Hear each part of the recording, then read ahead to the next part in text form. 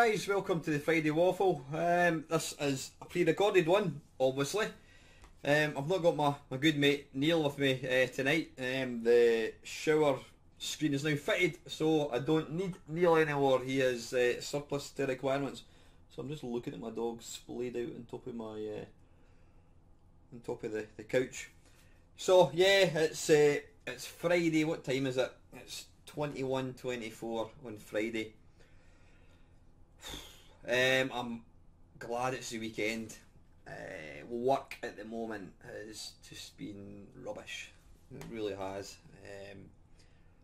It's kind of at the point where I can't wait for the weekend, you know, and that's not a good thing, you know. Yeah, work is rubbish at the moment, but with any luck it'll get better. So I don't have a whole lot to talk about. What have I been doing this week? From a gaming perspective, not a great deal. It's bizarre. It's a bizarre thing how you can, when you have limited time, sometimes you cram more in. And like now, when I wouldn't say I've got all the time in the world, but the fact that I'm now in my own place, I've got a lot more time to myself, and yet I've not been playing any games. Go figure, Sherlock. Don't know why, but yeah, I mean, I've got an absolutely fantastic games room. I just need to start making more use of it. So I was thinking, you know, I've got a couple of questions. In fact, before I forget, can you please start posting questions again? If you're a regular on the channel, you'll know that, you know, a few years ago, I got to a point where I just simply wasn't. I'd basically ran out of stuff to talk about on the Friday Waffle. I'd completely ran dry. The barrel was empty. There was no food in the kitchen. The fridge was empty. Nothing at all to talk about. And it was getting to the point where, like, I can't do this anymore. So, pardon me, but excuse me. Now, I could edit that out, but I'm not going to.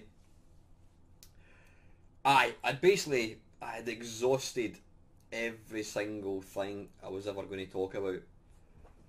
So yeah, I asked you guys to ask me questions, and it doesn't even have to be a question. It can just be a topic, you know. Favourite Commodore 64 game. Why is the Commodore 64 better than the Spectrum? Atari, Amstrad. Is the PlayStation 1 actually any good now? Why do you hate the N64? There's tons and tons of topics.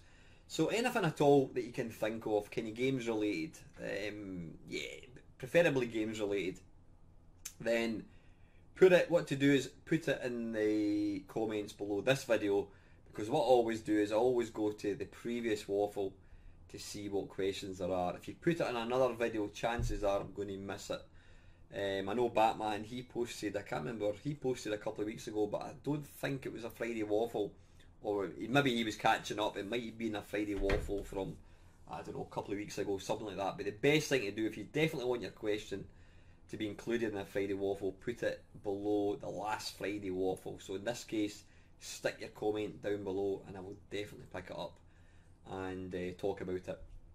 So before I start on with questions, I just thought I would revisit something that I've spoke about quite a long time, but I never get bored of talking about these things.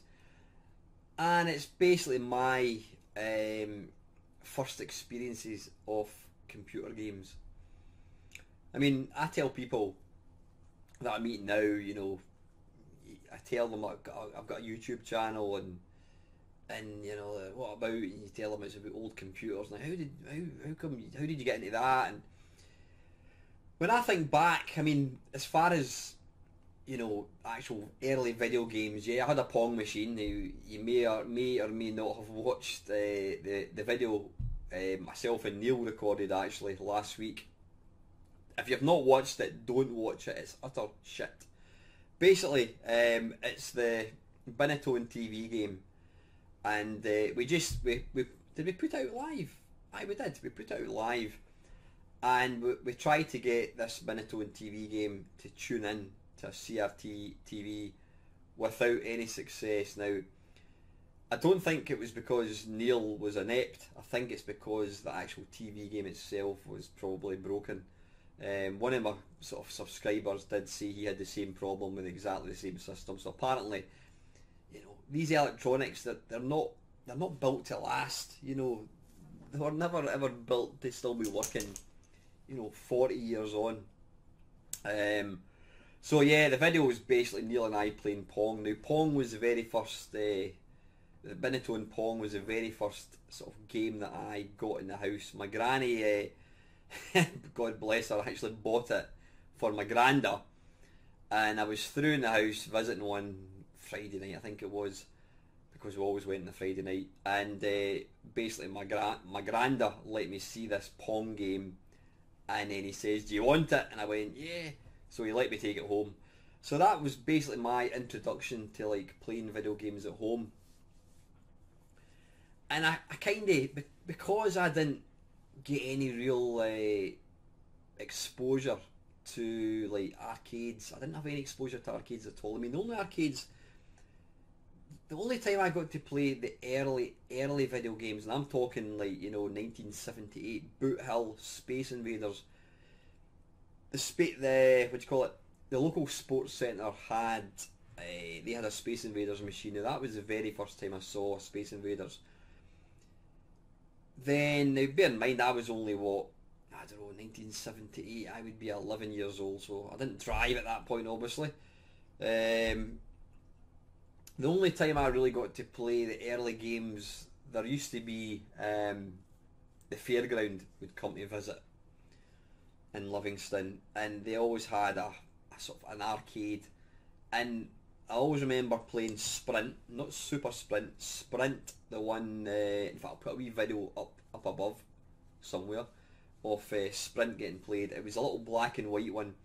Now what kind of set that apart, I always thought, I'm sure it was 4 players, I'm sure I had 4 steering wheels. The thing is, the steering wheels, they weren't like force feedback. You could literally get the steering wheel and go like that and it would just spin like a wheel. So yeah, I remember that. I'm sure Boot Hill was one of them. Excuse me. There was also the Atari basketball. I'll try and put a link. Every time I make one of these videos and say I'm going to put a link, I always forget. So in fact, what I'm going to do is I'm going to type down here. I'm just going to put in what was the first game I said? Sprint and basketball. There we go. That'll remind me to put it in. So yeah, that was when the shows came around. It was usually once a year, I think it was. That was the only other time I really got to play games. So I can't say I was particularly hooked at that point. Yeah, I liked playing them, but when the shows weren't there, I kind of forgot all about them because it wasn't something that I could ever do because it was only there a short time. When they disappeared, I just forgot about them because that was the way it was. And then, when would it be?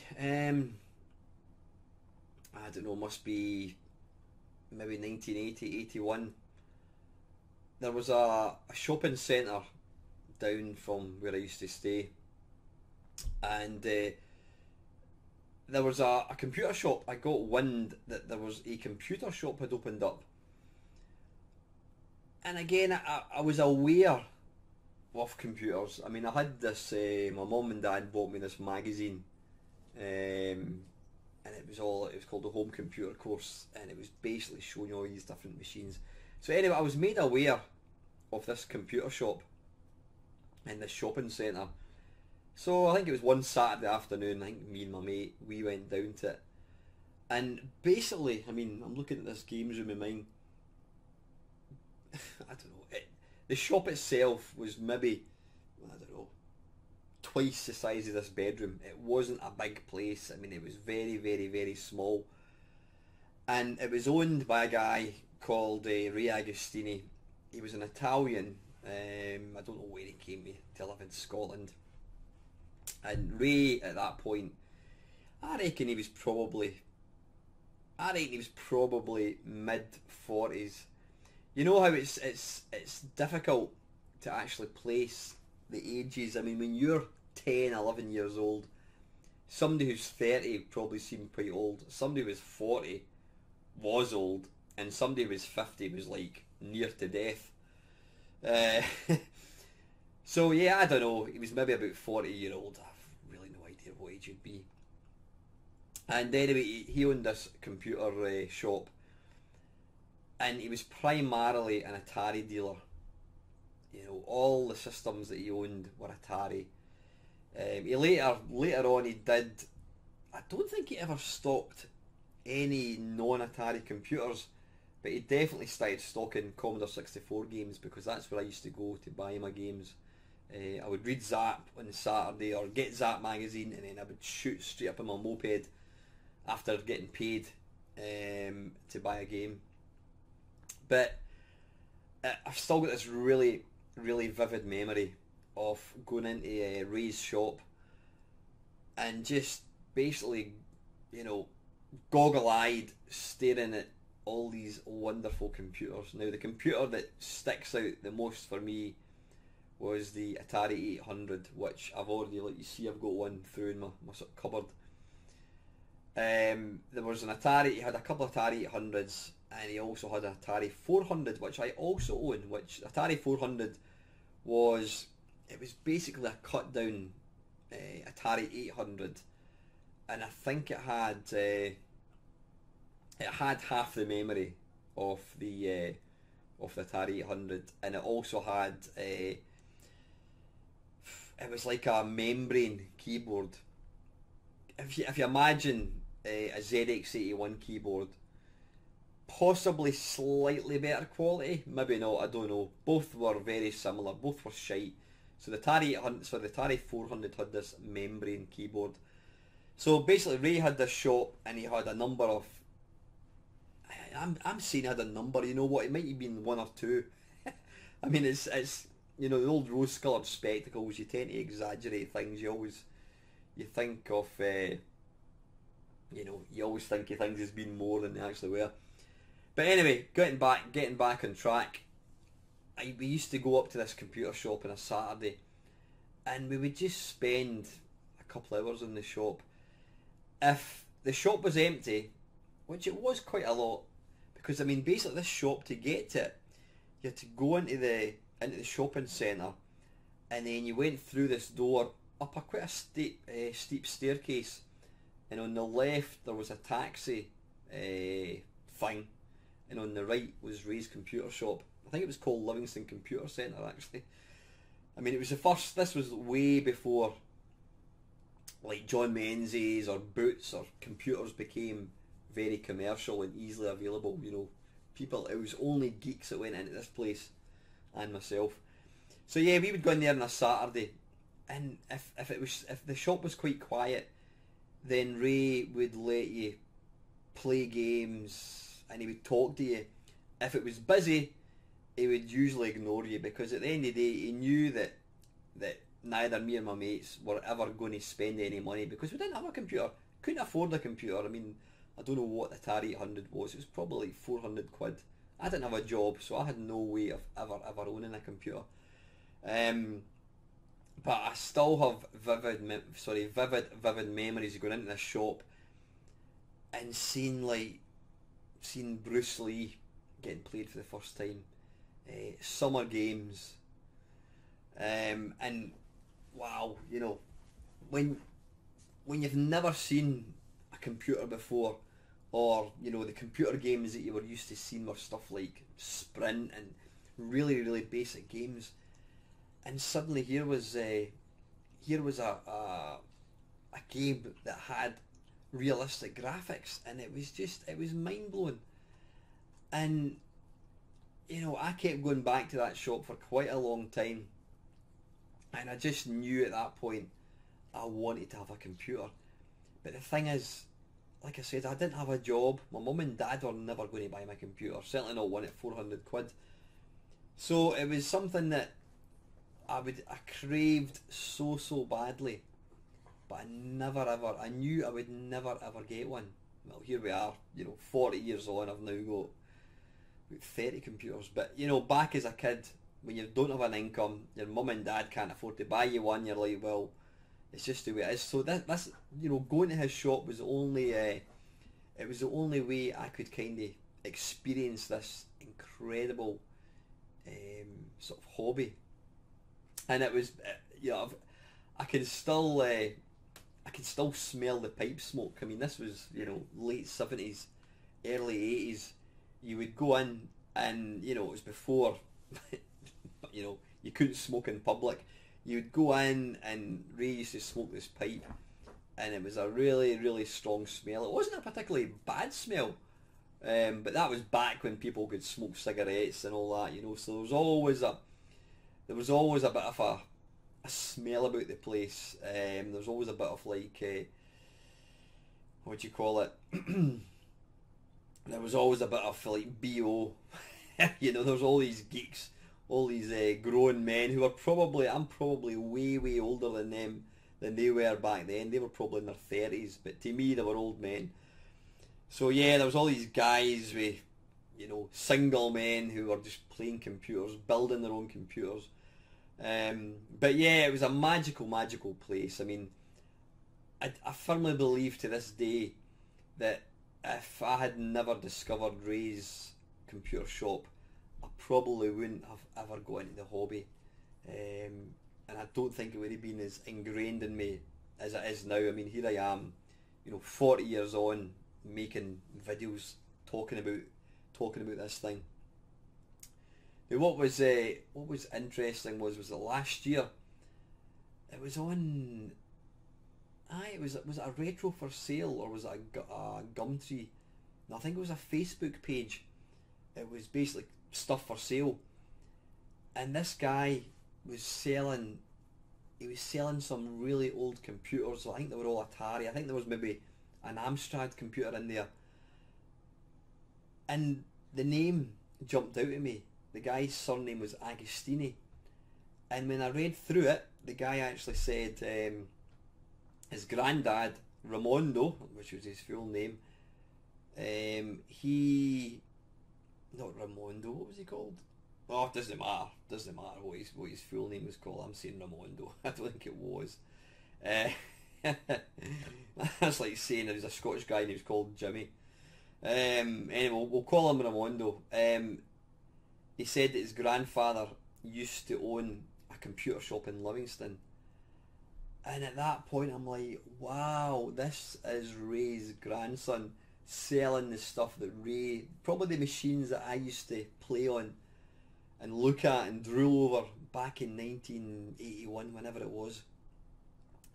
So I contacted this young guy and I introduced myself. I said, look, I used to be a regular customer of your granddad's, and I've got a YouTube channel, and I would absolutely love to talk to your dad. I'd love to interview him. I'd love to talk to him about how did he, he was an Italian, how did he come to be in Livingston, and how on earth did he end up opening a computer shop before computers were even a thing?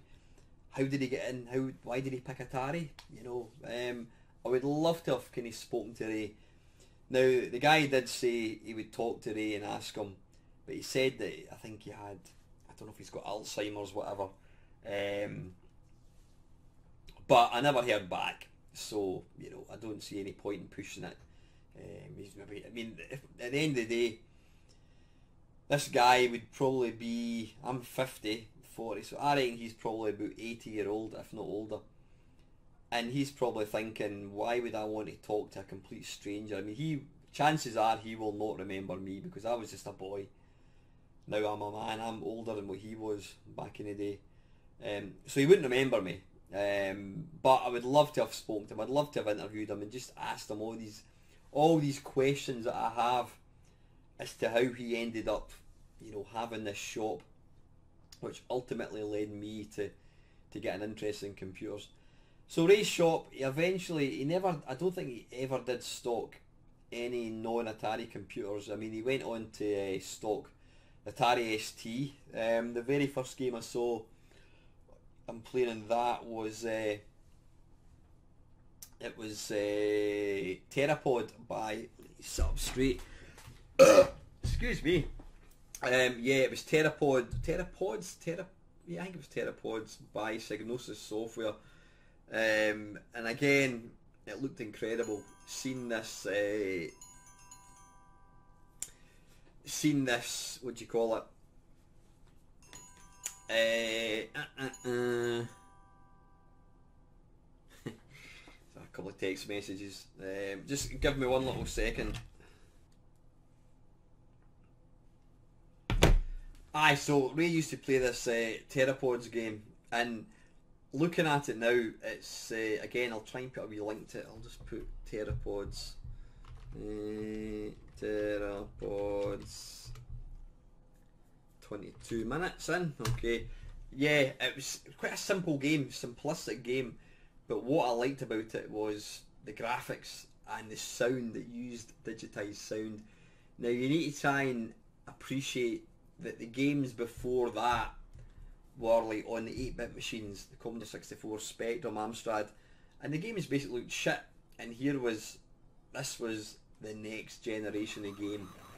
You know, jump from 8-bit to like 16-bit was just like, wow, it was incredible. It absolutely blew my socks off when I saw the Atari ST. And at that point, I mean, I had a Commodore 64. At that point, I knew I had to get an Atari ST. And an Atari ST I did get. It was probably about a year on, I think it was. I got it in 1987. But yeah, going back again, Ray did eventually. He started stocking Commodore 64 games. One of the games that he used to play in Atari all the time was Boulder Dash. Boulder Dash is a great game, by the way. It's probably... I was going to say it's one of the underrated games. It's not, because back then people, you know, I think Zap magazine gave Boulder Dash a great review, but it's a lost classic, you know, unless you owned an 8-bit machine. I mean, I think it did come out in the 16-bit machines, but if you want to play the definitive version, you've got to go for Atari 8-bit. All versions, I think even the Spectrum one's not bad as well. The only thing with the Spectrum was it couldn't... Rockford, the little character that you play, he would basically run off the screen because the scrolling couldn't physically keep up with him. But if you're going to play it, you've got an emulator, play the Atari 800 version, it's cracking. So anyway, yeah, he used to go into Ray's shop and he would be playing this Terrapods. Aye, and then I don't think he ever got the Amiga. Once I got the Commodore Amiga, I kind of stopped going to his shop. The thing was, these big superstores, places like John Menzies, Boots, Dixon's, what else, and then later on 16-bit you had like, you know, the Virgin Megastore. Places like Ray's computer shop, they simply could not compete with these big companies. And I remember feeling a wee bit sorry for Ray, because he was a pioneer. He was certainly a pioneer in West Lothian, the region that I live. You know, he was a guy that introduced me and probably quite a lot of other people to computers. And I'll always appreciate what he did. Yeah, it was a business. You know, he was out to make money, but he showed me just what computers could be. And then, like I says, when the big guns came along, your W.H. Smith and whatever, they could obviously buy a lot more games. I mean, Ray quite literally used to have like one copy of each game. Or not even each game. He'd only have, you know, one copy of a game. Whereas you go to John Menzies, they might have like 50 or something, whatever it was. But yeah, I would love, you know, if I did do a question for the community about a year ago, I think it was, and it's if you could go back to like 1 week in time, based around computers, you know, when would you go back to? And I must admit, I would absolutely love to go back to whatever it was, 1981, 1982, that very first time walking into Ray's computer shop. I can still see it as I'm walking in on the left hand side, he had the Atari 800, and up on the shelf above he had all these boxes, you know, Atari 800 boxes, then he had the printers, and oh man, it was magical. It was magical. Like I says, that's what ended up leading on to me still being into computers and talking shite, you know, some 30, 40 years on. So anyway, not that Ray's ever going to watch it, but if you are watching it, thank you, Ray, you know. Yeah. So, right, listen, I'm kind of waffling on a wee bit. It's 26 minutes. I'm just going to batter straight into the questions. So, Mr. Batman, you have just added an extension to your house for the sole purpose of storing your gaming collection. Someone then gives you an original, fully working Berserk arcade cab, which naturally you can't resist. Then the idea strikes that this room will perfectly hold 6 arcade cabs. You then decide to have a mini arcade, the best mini arcade in Scotland, I might add. So you have Berserk. What other 5 would you choose to fill that mini arcade? My 6 would be 1942, Xavius, Star Force, Pac-Land, Double Dragon and Outrun for my similar room in London, because by pure chance a similar idea struck me too. So basically what 6 arcade games would I have? Well, you're absolutely right, Bat. I would have Berserk. I would have... Now, if you ask me this question tomorrow, chances are I'll give you... I wouldn't say 6 different answers, but I would certainly give you... You know, there's always 1 or 2 that I would maybe change. Definitely Berserk. For pure nostalgia, and because it's the game that used to excite me the most when I saw it in arcades, because of the sound, the loud shrieking sound, and the absolutely glorious colour Starfield, it would have to be Galaxian. Now, when I was thinking about getting an original arcade machine for my dining room downstairs, I was kind of debating whether I should get a Berserk, a Robotron, or what you call it, a Galaxian. And although Galaxian is not my favourite arcade game, I just think for pure nostalgia and the fact that it's so difficult, I think that Galaxian would be the one that I would want. So yeah, I would take Berserk, Galaxian, I would definitely take Robotron without a shadow of doubt. I would also pick Rolling Thunder, because it's an epic game. It's got the best arcade music bar none, and Outrun's up there as well, but Rolling Thunder is an awesome game. What else? I'm looking Asteroids, maybe not. You know what, Bat, I'm going to pinch one of yours, 1942. Love 1942 to bits. It's a great game. So that's Berserk, Robotron, Galaxian, Rolling Thunder, 1942. What else? What else could I have? What game? Ah, bloody hell. I mean, I can't believe I almost missed it. Track and Field, 100%. So yeah, that would be my 6 games. Berserk, Robotron, Galaxian, 1942, Rolling Thunder, and Track and Field. So anyway, listen, Bat, thank you very much for the question, mate. And lastly, the ever reliable Mr. Down the Rabbit Hole, Kev. Thanks, Kev. Let's pretend you sprained your leg while running and we're going to be stuck in bed for 3 weeks. I hope that's not an omen, Kev. What console would you play most and what game? Oh, bloody hell. What game would I play? That is a tough one. I mean, I've mentioned before, the console that I like, I'm not going to say Vectrex, but the console that I like out of the sort of the 16-bit consoles it would probably be, I mean, you've got the SNES, you've got the Mega Drive, and you've got the PC Engine.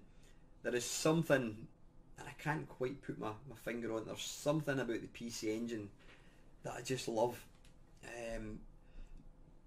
You know, probably technically, it's, excuse me, probably technically it's not as good a machine as the Mega Drive and SNES, but all the games, they're very, most of them are kind of Japanese arcade games, and I think that's because it ticks all the boxes. I mean, I'm a massive arcade fan.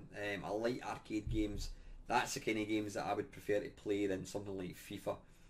I like the whole Japanese aspect of it, which sounds stupid, but the fact that a lot of the PC Engine games are, they've got loads of Japanese text, and there's just something, I don't know what it is, there's something special about it. But is there a particular game that I would play? I don't know. Thing is, if somebody was to say to me, you can only have one console to play from now until you die, whenever that's going to be, what would it be? In other words, they're going to come into my games room, they're going to take away all my systems and leave me with one console. No, I'm not talking computers, I'm talking console. What would it be? And it would probably be the Xbox 360, because it has just got so many good games. I mean, I'm looking at my shelf unit, and I must have about, I don't know, I must have about 150 games for it. There's some amazing games. I mean, I would still quite happily play the 360 as if it was my main current console. The fact that it's now been superseded with like the Xbox One or Xbone, whatever it's called, and then there was a new one as well. The Xbox 360 is an amazing machine. It's got some cracking games as well. So yeah, Kev, it would probably be the excuse me, the PC Engine. I can't think of any one particular game that I would actually play. I know that sounds daft. I don't know. No, I mean, see, I should really look at the questions beforehand so I can kind of try and prepare answers, but I prefer to just shoot straight from the hip. So anyway, listen, Kev, I'm going to go for the PC Engine. I can't think of what game it would be. I like so many of them. But yeah, number 2, I laughed at the two of you playing that Binatone machine. Yeah, I did a video, myself and my mate Neil were playing that Binatone machine last week. So I'll just read it again. I laughed at the two of you playing that Binatone machine on the awful television. Hey, cheeky sod. The actual TV I think was fine, Kev. I think it was actually the machine itself. And it made me wonder, for handhelds with bad screens, like the Game Boy or Game Gear, would you ever modify them with nicer backlit screens, or would you keep them vintage? I've actually got, I'm going to show you.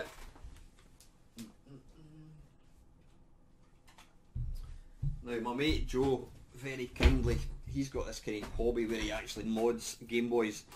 He very, very kindly did this for me. And hopefully you can see that.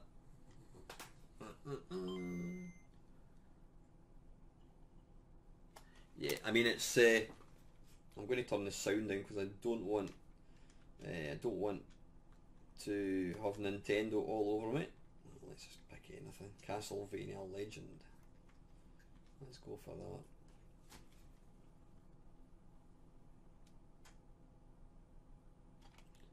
that. Castlevania Legend. I don't know what I've done. There's Tetris.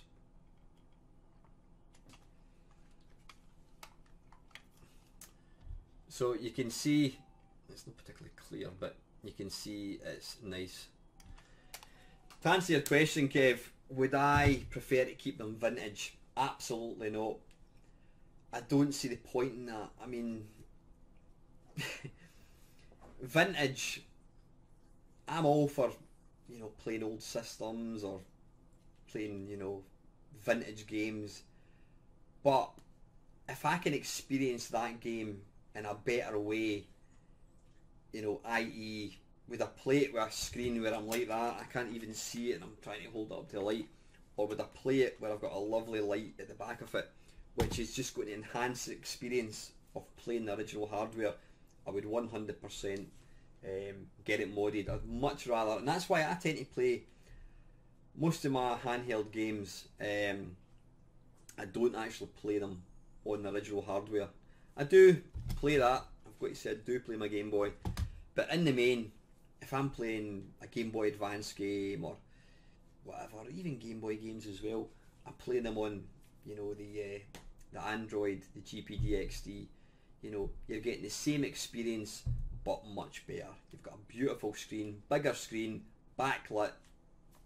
Why would you want to play it on a crummy screen? I mean, I did have a Game Gear, and it used to be, yeah, the Game Gear did have a backlight, but it was shit.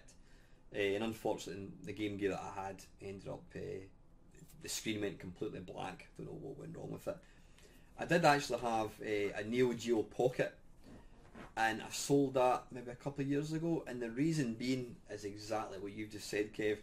It was non-backlit, and when I got it, I'm like, oh, I don't believe it. And I thought, I'm never going to play it. And I mean, it sat on a shelf for probably the best part of a couple of years. And I reluctantly thought, why am I even holding on to this? I'm never ever going to use it. So I sold it. Do I still wish I had it? Possibly. But again, I can play the... so I'm just going to turn my heating down. One thing I love, I got the Hive, which is a thing for controlling your central heating. It's excellent. You just basically go like that. Set the temperature. I'm just going to turn the heating off. There we go. It goes on to Frost Protect. Yeah, excellent. But yeah, nah, I would always, if I can play these consoles with a better screen, then I always will, Kev. Lastly, finally, a lot of us complain when a company releases the same old game year after year. But is it forgivable if you like the game? For example, Mario Kart. You know what, Kev? It all comes down to money and what people want. And, you know, the franchises that Nintendo wheel out year in, year out, they've made shitloads of money. People love them. People want a Mario Kart game. If you brought out a Nintendo console and didn't have Mario Kart, or didn't have a, you know, I was going to say a Yoshi game, you didn't have a Zelda game, you didn't have a Mario game, you know, they'd be up in arms. You know, they are good, and that's maybe why a lot of people don't like Nintendo, because they basically just wheel out the same games and enhance it for the new hardware. But when you're a big fan of something like Mario Kart, like I am, then you want to see Mario Kart. You absolutely do.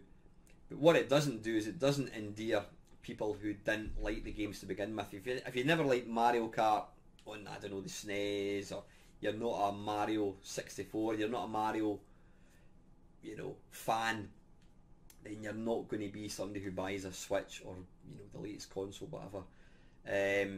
But yeah, Nintendo, they know how to make money. I mean, I've always said, pound for pound, I would say Nintendo put out probably the shiniest, most polished games you could ever hope to play.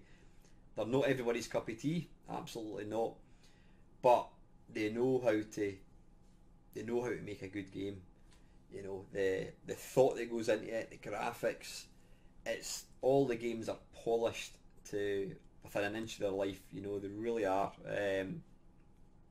You very rarely get a bad Nintendo game. You know, certainly you very rarely get a bad Nintendo game that's based on one of the franchises. Though saying that, was it Super Mario Sunshine on the GameCube? That did get a lot of pelters. I think it was for the camera. The camera angles weren't the greatest, but I still enjoyed playing it. You know, so that's all that's important. So anyway, listen guys, that's about 40 minutes, so that's not bad for a waffle. That's, you know, it's the first kind of waffle that I've done for a long time. I mean, when Neil comes up here, it's a lot easier to have two people talking. What I may do next week, maybe on Friday actually, I might do a live stream playing video games, see if we can get to China Minor level 2 something like that. I'll try and make a wee reminder. But yeah, that's the plan. Next Friday, I'll just, you know, it's I just need to wait and see. But the plan is to do a live stream. I might even do a live stream next week during the week. I don't know. Nah, we'll go for a Friday. People want it on a Friday. I'll be out on the Saturday, but certainly on the Friday. So anyway, guys, listen. As always, I appreciate all the help and support on my channel. You know, you guys absolutely rock, and that's why I do this thing. So as always, guys, thank you very much for watching.